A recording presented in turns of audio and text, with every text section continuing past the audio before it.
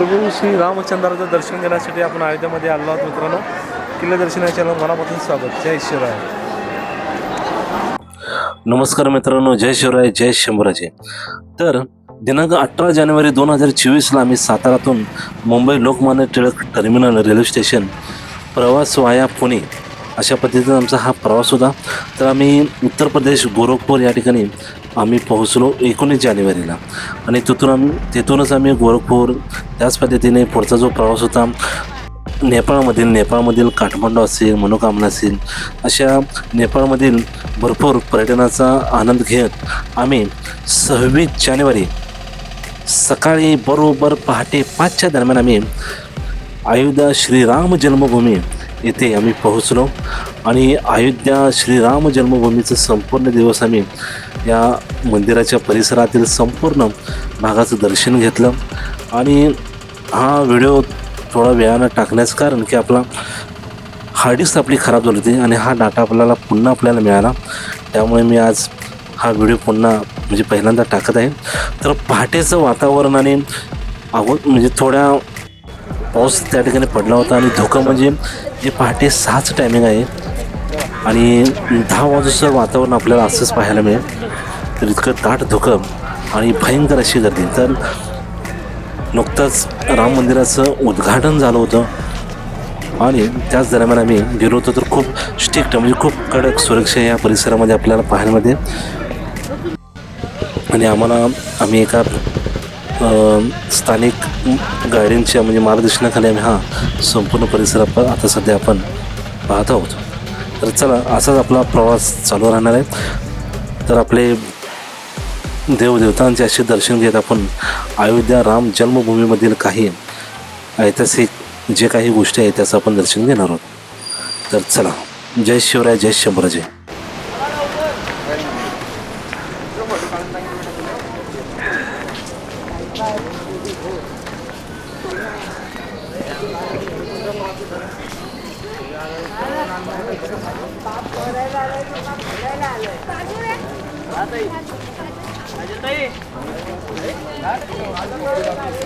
लक्षात येईल की खूप अशी थंडी या परिसरामध्ये आपल्याला पाहायला मिळते. भयानक थंडी आहे की आम्ही 6 ते 7 दिवस आम्हाला सूर्यदर्शनच झालं नाही, कारण संपूर्ण हे वातावरण दिवसभर आपल्याला असंच यामध्ये धुक्याच्या पद्धतीने पाहायला मिळत असे. गंगा जी विष्णु जी के चरण निकली और ये सूर्य जी विष्णु जी के आंखों से निकली नेत्र से. इनको नेत्रजा वाशिष्ठी कहा जाता है. जैसे रामायण में लिखा हुआ है कि गंगा बड़ी गोदावरी और तीर्थ राज प्रयाग और सबसे बड़ी अयोध्या नगरी जहाँ प्रभु राम लिए होता है. कोट कल्प काशी बसे और मथुरा कल्प हजार और एक नवी सरजू बसे तुले न तुलसी दास. लाखों साहब गए में आसरो, लाखों काशी में आसरो, लेकिन एक बार सरयू का जल पड़ने से कोटों जन्मों का पाप नष्ट हो जाता है. क्योंकि ये अयोध्यापुरी उज्जैन के राजा विक्रमादित्य जी ने बसाया. उज्जैन के राजा विक्रमादित्य जी काशी से कामधेनु को ला करके अयोध्यापुरी का निर्माण किया. अयोध्यापुरी में कोई मंदिर बिल्डिंग राम जी के ज़माने का नहीं. राम जी के ज़माने का केवल 3 चीज़. पहला जहाँ पास जा रहे सरयू नदी, ये सरयू नदी राम जी के ज़माने से बह रही है. दूसरा ये भूमि और तीसरा अयोध्या नाम. और चौथा आपका हमारा विश्वास, जो घर पे राम राम करते थे आज से राम राम आए. अभी आप लोग जाओगे, ये घाट पे जाएंगे. राम सीता ने स्नान के बाद गौ माता का पूजा किया तब भव सागर को गई. ये वही नदी है जहाँ पर राजा रामचंद्र जी गुप्त हो गए. लेकिन ये घाट दूसरा गुप्तार घाट है. ये राम घाट है जहाँ राम सीता स्नान करने के बाद गौ पूजा की. करना आपकी इच्छा, बताना हमारा काम है. बोलो रामचंद्र भगवान की. संपूर्ण माहिती ऐकल्यानंतर आम्ही पुढे दर्शनासाठी जात असताना मला संकटमोचन हनुमानांचं मंदिर आपल्याला पाहायला मिळालं. तर भरपूर अशी मंदिर या परिसरामध्ये आपल्याला हनुमानांची पाहायला मिळतात आणि खूप निदान आपल्याला एक 4 ते 5 दिवस या ठिकाणी द्यावं लागतील तरच आपण संपूर्ण हा जो परिसर आहे खूप चांगल्या पद्धतीने आपण पाहू शकतो. यानंतर नदीचं दर्शन घेतलं आम्ही आणि अरे मध्ये काय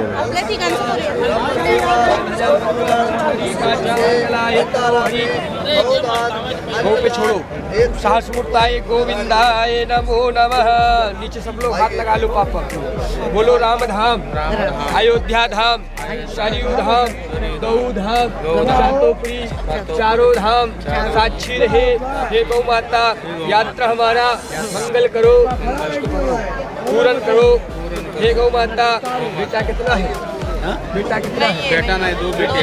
बोलो हे भगवान, बेटी को बल बुद्धि विद्या मिले, आयु मिले, शाह परिवार के कल्याण के लिए, माता पिता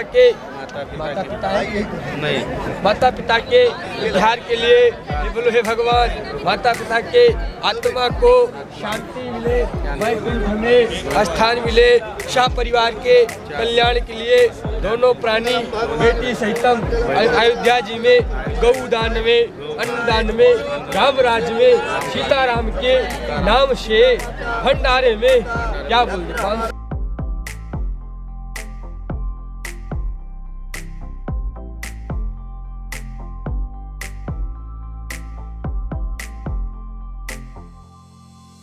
अयोध्या जी में गौ पूजा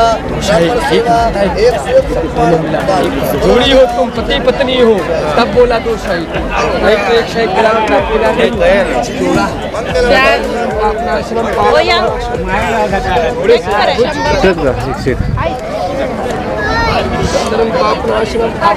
लक्ष्मी। अशाच पद्धतीने आपण दर्शन घेत जात असताना आपल्याला त्यावेळी उद्घाटनाच्या प्रसंगी म्हणजे भरपूर चित्रकारांनी किंवा जे काही दिग्गज कलाकार आहेत त्यांनी या परिसरामध्ये आपल्या शिल्पकौशल्यातून वेगवेगळे मांडणी या परिसरामध्ये खूप केली होती। त्याचपैकी आपल्याला हे वाळूमधील शिल्प आपल्याला प्रभू श्रीरामांचं आपल्याला पाहायला मिळतं। तर हा जो व्हिडिओ आहे हा खूप जुना आहे मित्रांनो, 2024 मधील हा व्हिडिओ आहे।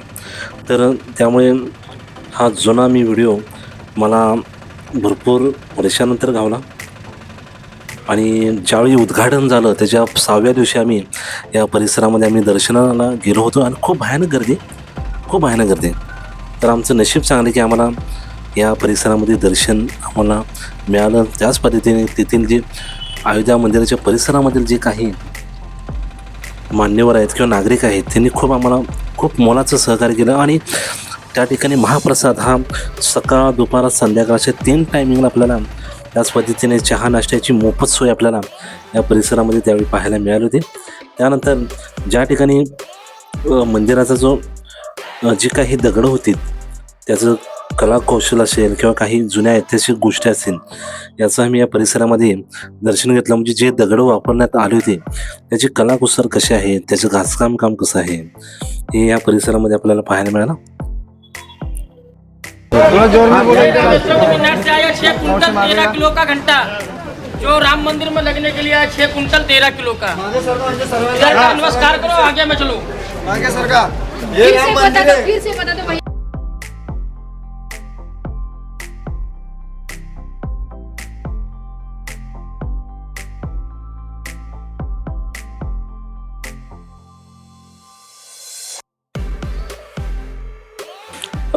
जी राम मंदिराची जी प्रतिकृती होती ती पाहिली आपण।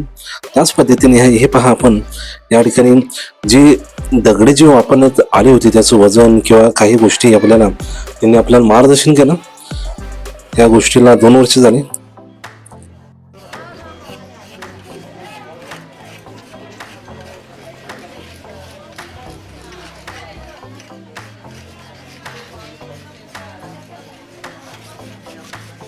ज्यांनी या मंदिरासाठी बलिदान दिलेलं आहे किंवा भरपूर अशा गोष्टी या परिसरामध्ये घडल्या होत्या त्यांच्या काही स्मृती असतील, त्याच पद्धतीने पुण्यश्लोक छत्रपती श्री शिवाजी महाराजांची आपल्याला या ठिकाणी प्रतिमा पाहायला मिळते। आणि यानंतर आपण मुख्य मंदिराकडे आपण जाणार तर आहोतच, परंतु आपण या परिसरामध्ये भरपूर अशा काही माहिती आपल्याला चित्रपतीच्या माध्यमातून लावलेला पाहायला मिळतात। हे पहा त्यावेळेचं जी दगड किंवा जी काही रचना आहे मंदिराची ही आपल्याला पाहायला मिळते।